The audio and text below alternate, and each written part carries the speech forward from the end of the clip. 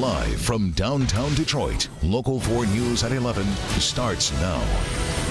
Okay, I have one more though. A mom admits to drinking before running her car off the road with 2 children in the back seat, but police were in for a surprise when her husband showed up to pick up the kids. Closure controversy. The school board representing Detroit schools on the cut list, threatening to take legal action tonight. Why they're ready to take the state to court. Flight fury. An amputee booted from a seat he paid extra to sit in. There's nothing would have prevented me from opening the door. A memorable flight to Detroit for all the wrong reasons. Good to have you with us tonight at 11. Truth is, if he had been wearing pants, he would have just looked like a guy who walks with a limp. But instead, he wore shorts and says flight attendants pulled him from his seat because of his prosthetic leg. Matthew Garza was flying from Houston to Detroit. Mara McDonald caught up with him tonight, and Mara, he says his leg hasn't slowed him down in the past. That's right, Kimberly. He says it hasn't, but this time he says it really did, and that Spirit Airlines treated him very poorly, and that made him feel that because he had a prosthetic leg that he was incapable.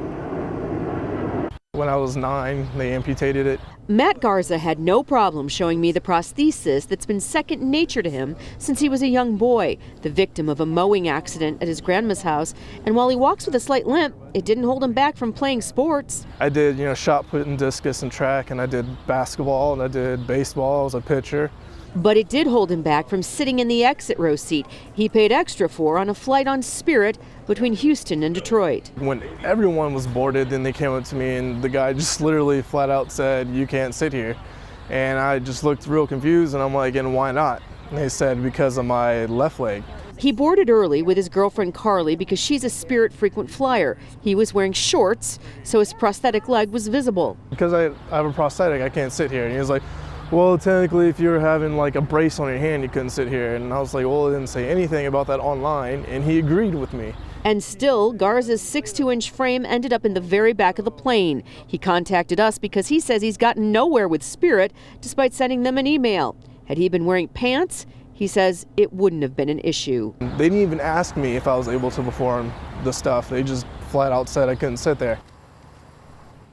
Back here live now, we have reached out to Spirit Airlines tonight. We have not heard back from them yet as far as a statement goes, but they acknowledge that they are taking a look at what happened here. Kimberly Devin, back to you. Well, Mara, does he want anything out of Spirit other than just a chance to vent about what happened?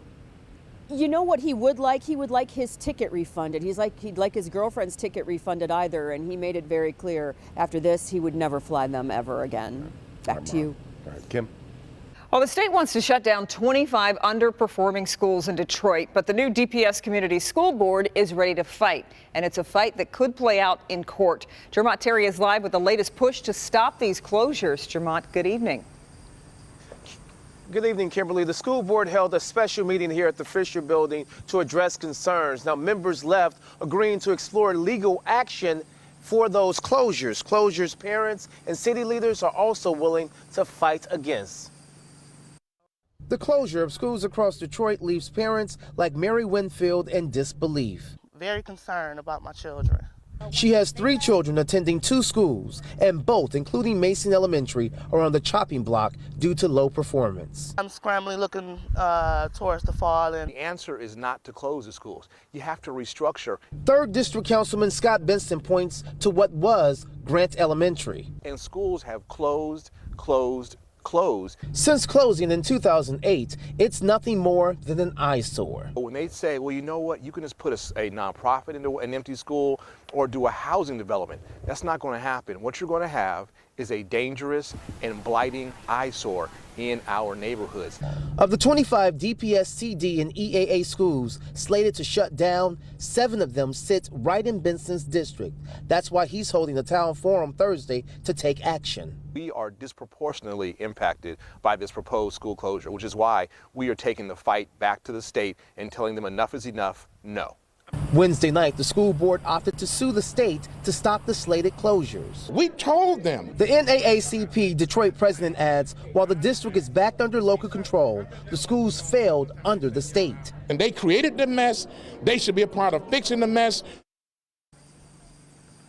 Now, that town hall meeting will take place tomorrow night at Pershing High School, which is one of the many schools on the closure list. We have information on that on clickondetroit.com. But what is clear, this is just the beginning of what's slated out to be a very heated battle. Reporting live in News Center tonight, Jermont Terry, Local 4. All right, Jermont, speaking of heated battles, tomorrow the United States will have a new Attorney General. Senator Jeff Sessions will be sworn in the morning. Tonight, the Senate confirmed his nomination despite fierce opposition from Democrats over his record on civil rights and immigration. Education Secretary Betsy DeVos is pushing back against the notion that she's against public education. In her first interview since her taught confirmation, she tells the Detroit News, quote, "Nothing could be further from the truth. All the work I've done has been to help kids for whom the schools they're assigned don't work." Since the news at 6, we've learned students at Eastern Michigan University have reached out to support the U of M students who received racist and anti-Semitic emails. Last night, someone hacked a professor's email account to send the threatening messages to Black and Jewish students. The FBI is assisting in the hacking investigation. This evening, EMU's student government sent an email to the University of Michigan saying they stand in solidarity. For the first time in 27 years, Bernard Young is spending the night a free man. Our cameras were there as Young hugged family members as he arrived in Detroit. Back in 1989, he was convicted of molesting 2 young boys. Now, as adults, those boys have recanted their testimony. They say Young didn't do anything to them. The judge ordered a new trial and released Young from prison. The Wayne County Prosecutor's Office, though, is going to appeal the ruling. You might remember Barron the dog that captured hearts after he was found with his nose and ears cut off. That dog is recovering from reconstructive surgery, and today veterinarians repaired his nose and his tail and say he came through with flying colors. The reward for information on who mutilated Barron stands at more than $40,000. In an unrelated dog story, an East Point man will spend 29 days in jail for abusing his dog. You remember the video of his dog Meatball. His former owner, John Sporer, was recorded slamming Meatball's head into a wall a year ago. Meatball now has a new home with plenty of room to run around. Still a few months away, but tonight the Detroit NAACP held its kickoff event for the 62nd Annual Freedom Fund Dinner. Right around the corner. Members gathered at the Rooster Tail to discuss the theme, and Detroit Mayor Mike Duggan purchased the ceremonial first ticket. The Freedom Fund Dinner is the largest sit-down meal of its kind in the world, and it will be held Sunday, April 23rd at Cobo. Great event. Yeah. Well, it's a dangerous piece of furniture that perhaps you're sitting on right now. It is a recliner that is being recalled. We'll talk about that. And 2 children carried out of a car that runs off the road, why the driver and a person who wasn't even in the car were arrested. Hi, Ben. Hey, Kim, thermometers in the morning going to have 2 digits on them. The wind chills, not so much. Bundle up tomorrow. We'll talk about how long we'll spend in the deep freeze coming up. All right, Ben. But first, with Valentine's Day approaching, love is in full bloom. But what about those flowers you ordered? Are they still in full bloom? That's a good question. Next, Help Me Hank puts the top flower shops to the test. Coming up tomorrow on Local 4 News Today, of course, we'll get you updated with all the overnight breaking news and the big stories that impact you and your family. Plus, love Valentine's Day, but hate how expensive it can be? I've got unique and cheap gift ideas, and all you need is a few simple ingredients. That's for Thrifty Thursday at 5:50. Also, weather and traffic always on the 4s. Detroit mornings start here from 4:30 to 7 a.m. See you when you wake up. Well, have you ordered flowers for Valentine's Day yet? I'd like to place an order, please. Tonight, Help Me Hank putting florists to the test. Do you really get what you pay for? Looking at the picture, I mean, you're expecting something a lot bigger. Well, the pictures on floral websites make sure the arrangements look big, bright, and lush, but which flowers were a hit and which ones flopped? Our consumer investigator, Hank Winchester, had a little help putting these to the test. Hop online looking to purchase flowers, it can be overwhelming. From Help Me, Frank activating. No, not Frank. And it can also be frustrating. I'm sorry, that's H-A-M-P.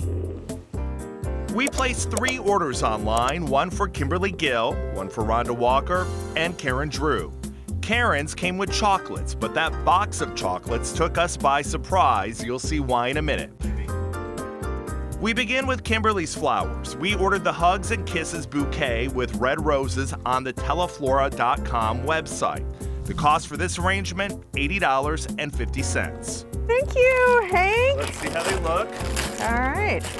I think it's actually better. Yeah, I do too. Because, I mean, it's a little smaller in my opinion, but you've got the roses, you've got the carnation. Right down to the vase and bow, this arrangement passed our test. The bow, very similar.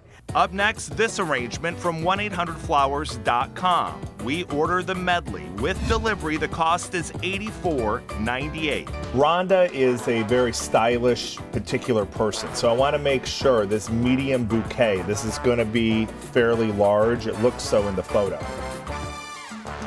Of course, it's actually whatever it is that you saw in the photo will be is also the same thing that we'll be delivering to Rhonda. Delivery for Rhonda Walker. Aww, Hey. those are pretty. They are. So here's the photo. This is what they were supposed to look like. Okay. It's not as bountiful as I would have hoped for. It's a pretty arrangement, but looking at the picture, I mean, you're expecting something a lot bigger. The arrangement was a little bit smaller than the one pictured, not as lush, and we asked for delivery before noon. That did not happen. They didn't make it. They didn't make it. So you're not happy with that? No, because it came maybe like 5 hours later. 1-800-Flowers.com did not pass this test. Next, we order from FTD. We order the Precious Hearts bouquet along with a box of chocolates, total with delivery about $110. Would you like to add a box of chocolate to make it extra special? What kind of chocolate?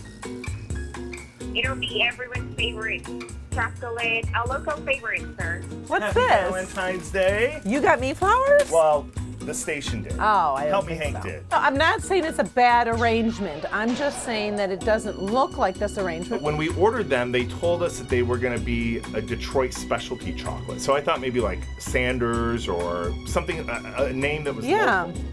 Yeah, Harry London doesn't isn't. sound very No. Detroit. But everything's better with chocolate. The chocolates were good, but again, not local as promised, and the flowers were nice, but not as impressive as those pictured. Now tomorrow, starting at 5, we're putting Kroger, Costco, and Thrifty flowers to the test. Where did we get the best deal? And which flowers lasted the longest? And remember, a lot of local florists and even the big name vendors online offering you incentives if you get your order in early. Don't be that guy who waits until February 14th. I'm Hank Winchester. Help me, Hank. Back to you. Thank you, Hank. And these are my flowers. They held up pretty nicely. They were delivered on Friday, and I haven't watered them, so that's why they're a little droopy. But you were also thinking that there were actually more roses in this than there were in the picture. Yes, there good. were, and I thought, well, maybe they knew they were delivering to a TV station, so they tried to hype it up a little bit. But you look at Rhonda and Karen. Well, my takeaway was, don't send flowers to Drew and Walker. I'm easier to please. Know who you're sending your flowers to. That's the key thing. Here's what the aforementioned Karen Drew is working on for the Defenders tomorrow night. It's a place that draws artists, shoppers, and is a gathering spot for many events. But what you might not realize are the fire hazards happening here. How can there be so many repairs needed, combustible waste that needs to be removed, and so many failures and non-compliance? We've got documents on the fires that have already happened. So what does the city have to say about this? I'm Local 4 Defender Karen Drew. I'll have the investigation tomorrow at 11. See, it's her investigative nature. That's right. That She's makes tougher. She's Yep, tougher. she's tougher. Please, no doubt. All right. Well, what a switch we've had. Last night, as we were all leaving the station, it was balmy. You barely needed a jacket. You need one tonight. 56 yesterday Yeah, was the high. We are, much less than that right now. We've also got some snow showers out there, which is really sort of putting the winter icing on the cake. This stuff is fairly light, but from Howell spreading now down into the metro zone, you can see it coming down pretty much 96 towards Detroit. You're going to be seeing a few of those around, at least for the next few hours. Nothing like what they're expecting out in the Northeast. You see that snow right now, it's in western parts of Pennsylvania. By the end of tomorrow, they're expecting over a foot of snow in some of the U.S.'s most populated areas, New York up to Boston. Right there out on Long Island, blizzard warnings for Suffolk County, 10 to 14 inches of snow. would not want to be here going to the Northeast tomorrow, although I did check United, American, and Delta all waiving change fees to the Northeast tomorrow because of that storm. 26 is where we're at right now. 17 is the wind chill. We've got a north wind at 9.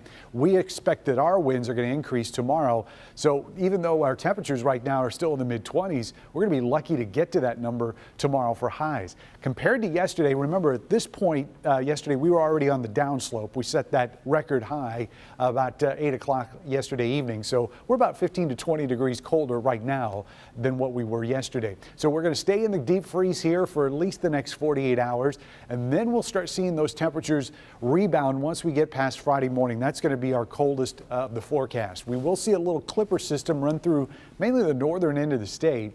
So we'll just get a couple snow showers in here on Friday morning. Shouldn't amount to much, but behind that warm front, that's when temperatures go back to the mid-40s for the weekend.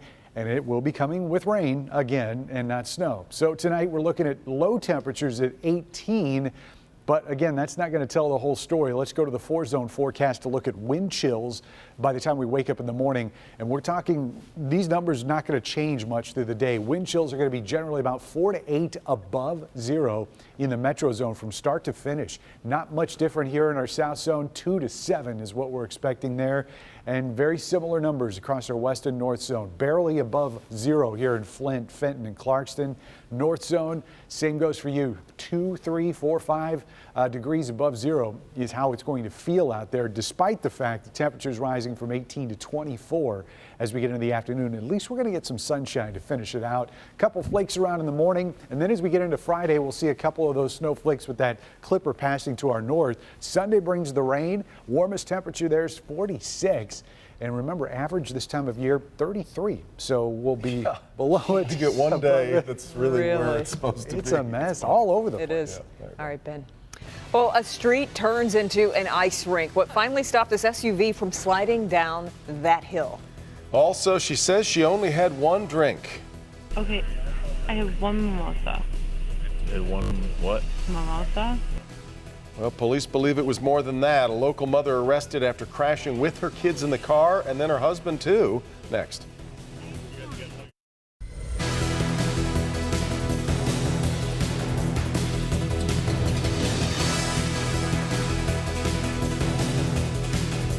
The Detroit.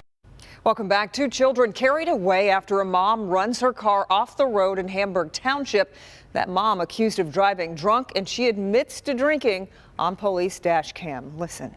When police responded to reports on January 29th of a Ford Explorer that had run off the road, they believed the driver, Shaban Ignat, was intoxicated. Can you go ahead and keep your eyes open for me? Yeah, my eyes are open. Oh, careful there. Can I stand on level ground? Sure can. I'm freezing. After nearly losing her balance, Ignat admits she had been drinking. I have one mimosa. Officers then moved the 36-year-old woman to a dry area to conduct a field sobriety test. When they give her a breathalyzer, police believe she's faking. You're not blowing. Come on. I am blowing. Blow through it too. This is ridiculous. Just blow through it.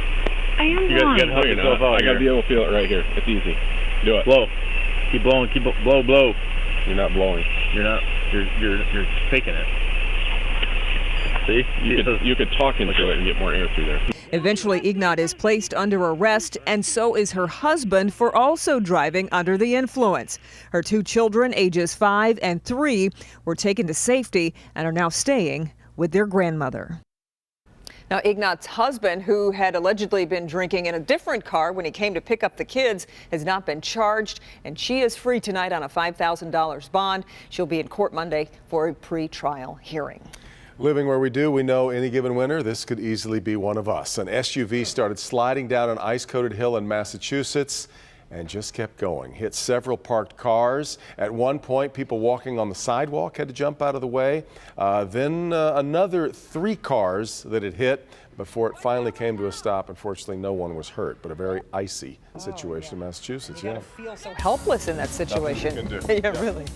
Well, we've got a Help Me Hank recall to tell you about tonight. Lazy Boy is recalling recliners due to a shock hazard. The power supply that lifts the chair can crack, exposing the electrical components inside. The chairs were sold between September 2015 and November of 2016. For model numbers and company contact information, head to the Help Me Hank page of clickondetroit.com.